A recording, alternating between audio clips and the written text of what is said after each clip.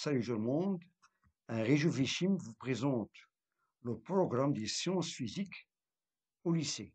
Donc commençons par le tronc commun.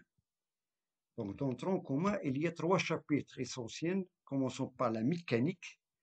Donc le premier cours de la mécanique est la gravitation universelle. Le deuxième cours, c'est l'exemple d'action mécanique. Le mouvement, le troisième cours, le mouvement. Quatrième cours, le principe d'inertie, toujours en mécanique. Le cinquième cours, l'équilibre d'un corps soumis sous l'action de deux forces, à deux forces, et l'équilibre d'un corps solide soumis à l'action de trois forces. On a ici l'équilibre sous l'action de deux forces qu'on a vu au troisième année collège, et maintenant l'équilibre d'un corps solide soumis à l'action de trois forces. Et le dernier cours, toujours mécanique, l'équilibre d'un solide mobile autour d'un axe fixe. Donc on est ici au cas d'une rotation. Bien, ça, c'est les cours du premier chapitre proposé pour les sciences physiques de tronc commun. Donc le deuxième chapitre, c'est l'électricité. Donc le premier cours d'électricité, le courant électrique continu. On a déjà des notions avant, le premier cycle, c'est-à-dire dans le deuxième année collège et troisième année collège. Le deuxième cours, c'est la tension électrique. Donc on a dans le premier cours le courant électrique continu. Maintenant, la tension électrique, et on sait que ces deux grandeurs, ils ont une unité dans le système international et un appareil de mesure. Pour le courant électrique, on utilise bien sûr, on a vu l'ampèremètre. Pour la tension, on a le voltmètre. Maintenant, les conducteurs ohmiques. Les conducteurs ohmiques, ce sont des résistances, ils se caractérisent par une résistance d'unité ohm. Donc, il est mesuré par l'ohmètre.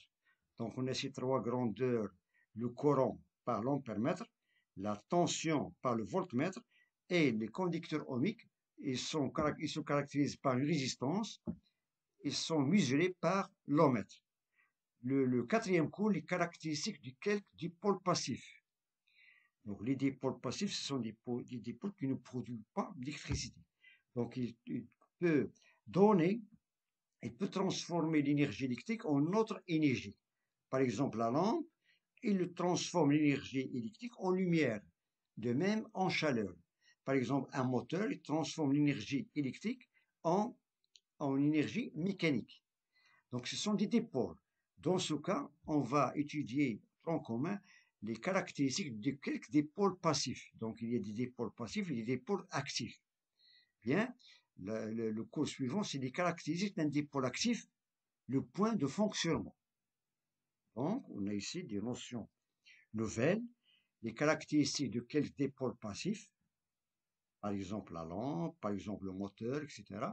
Et maintenant, on va déterminer ou bien étudier les caractéristiques d'un dipôle actif, le point de fonctionnement. Voilà, un dipôle actif, c'est un dipôle. Par exemple, supposons qu'on a un moteur, voilà, c'est un dipôle actif.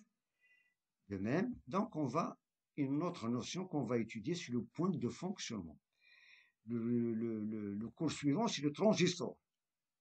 Le transistor. Ensuite, l'amplificateur opérationnel. Ce sont les deux nouveaux ou bien de nouvelles grandeurs qu'on va étudier au tronc commun en électricité. Par contre, on a déjà des notions préliminaires dans le premier cycle, au deuxième année collège et troisième collège, le courant électrique, la tension, de même la notion de la résistance, bien sûr. Par contre, ces derniers cours, les 4 cours derniers, donc il y a des notions nouvelles qu'on va étudier, bien sûr, au tronc commun. Ensuite, le dernier chapitre, c'est la chimie. Donc la chimie, commençons par les espèces chimiques. Le premier cours des espèces chimiques. Le deuxième, extraction, séparation et identification des espèces chimiques. Donc lorsqu'on a un mélange, comment on peut l'extraire, comment on peut séparer et comment on peut identifier des espèces chimiques qui se trouvent dans ce mélange ou bien dans n'importe quelle solution. Voilà, aqueuse ou une solution, bien sûr, n'importe. Ensuite, on a la synthèse d'espèces chimiques. La synthèse des espèces chimiques. Le quatrième cours, c'est le modèle de l'atome.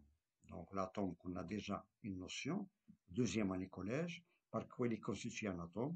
Et on a vu que l'atome est constitué par un noyau, des électrons qui gravitent autour du noyau. Et ensuite, au tronc commun, on va spécifier, c'est-à-dire le contenu, ou bien par quoi il est constitué ce noyau.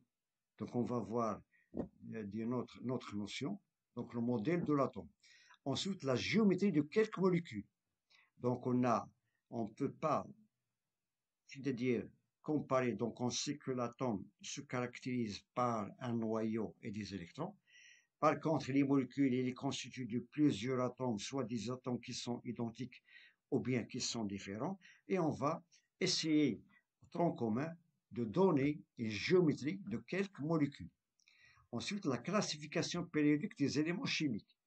C'est des classifications périodiques sur le tableau des éléments. Donc, le tableau qui a été classé par mon élève.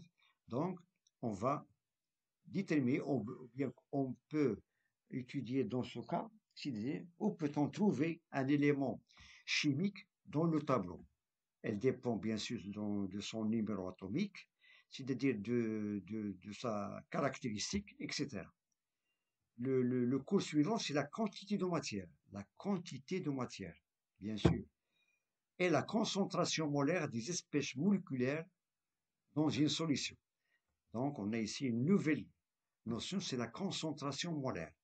Tout d'abord, on va étudier qu'est-ce que ça veut dire la quantité de matière. Ensuite, la concentration.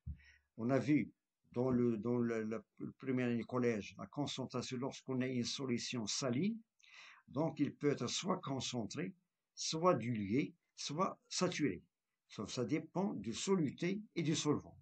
La même chose ici dans le cas de la concentration, on parle ici de la concentration molaire. Il dépend de la quantité de matière, de ces espèces moléculaires dans une solution.